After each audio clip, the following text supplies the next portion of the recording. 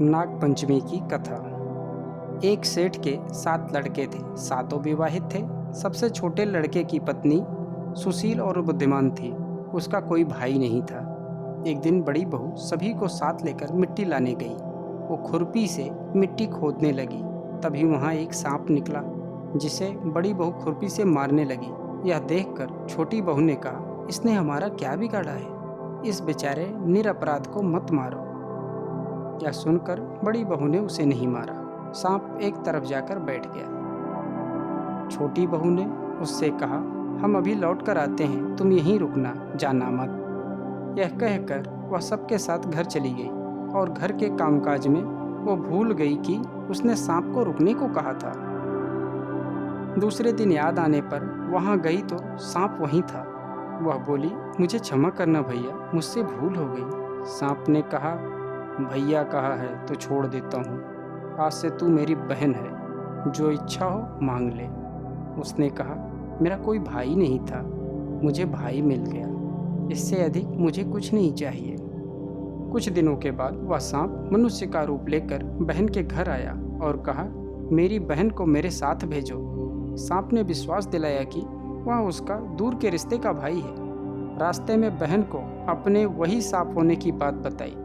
सांप के घर पहुंचकर वहां का ठाट बाट देखकर बहन हैरान रह गई। एक दिन सांप की मां ने कहा, मैं एक काम से बाहर जा रही हूँ, तू अपने भाई को दूध पिला देना। उसने दूध दिया, वह गर्म था। सांप का मुंह जल गया।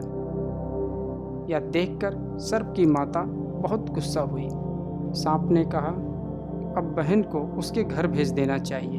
तब सांप और उसके पिता ने उसे बहुत सा सोना, चांदी, जवाहरात, वस्त्र आदि देकर उसके घर पहुंचा दिया।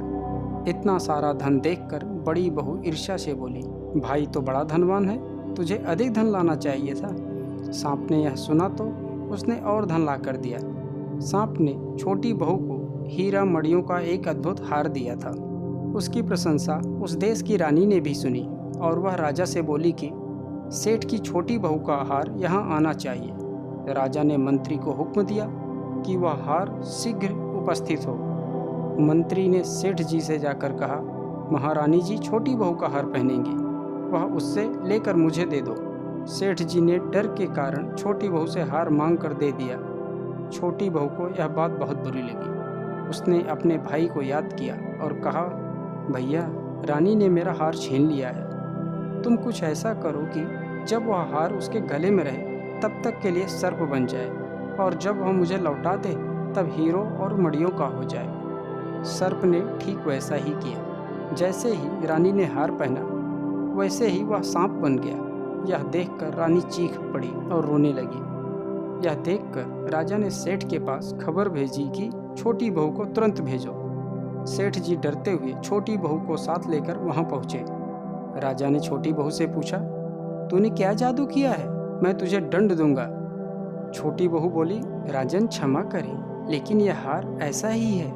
मेरे गले में हीरो और मणियों का रहता है और दूसरे के गले में सांप बन जाता है। यह सुनकर राजा ने वह सांप बना हार उसे देकर कहा, अभी पहन कर दिखाओ। छोटी बहू ने जैसे ही उसे पहना तो हार हीरे और मणियों का हो गया। यह देखकर राजा को उसकी बात का विश्वास हो गया। उसने प्रसन्न होकर उसे बहुत सी मुद्राएं भी दी। छोटी बहू अपने हार और धन सहित घर लौट आई।